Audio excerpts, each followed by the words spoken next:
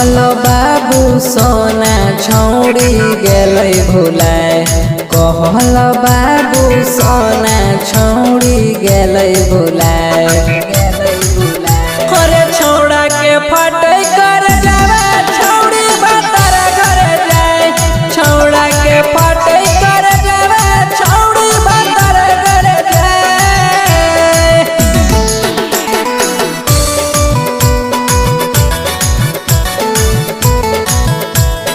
छौड़ा के फटे कर जावे छौड़ी बातर घर जाए।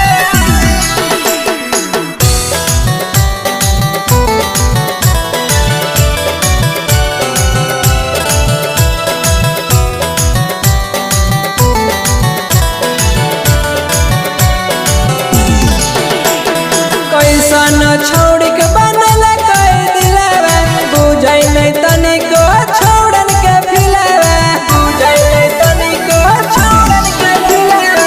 कैसन छौड़ी के बनल कई दिलवा, बुझै नहीं तनिको छौड़न के फिलवा, छौड़न के फिलवा। अरे के जाने कौची पढ़ा के छौड़ी के दिल कोई खिलाए, अरे छौड़ा के फटे कर जावे छौड़ी बातर घर जाए, छौड़ा के फटे कर जावे छौड़ी बातर घर जाए, छौड़ा के फटे कर जावे।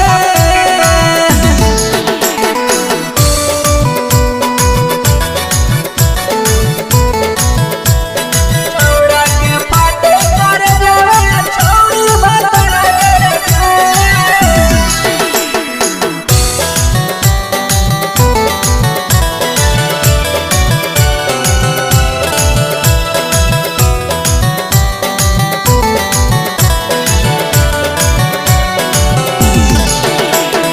छौड़ी के तनिको शर्म नहीं लागे, रोहित पहलवा के पीछे भागे, रोहित पहलवा के पीछे भागे। छौड़ी के तनिको शर्म नहीं लागे, पहलद सनजवा के पीछे भागे, पीछे भागे। अरे राजेश यादव के कही कही छौड़ी दिल के रोलाए, अरे छौड़ा के फटे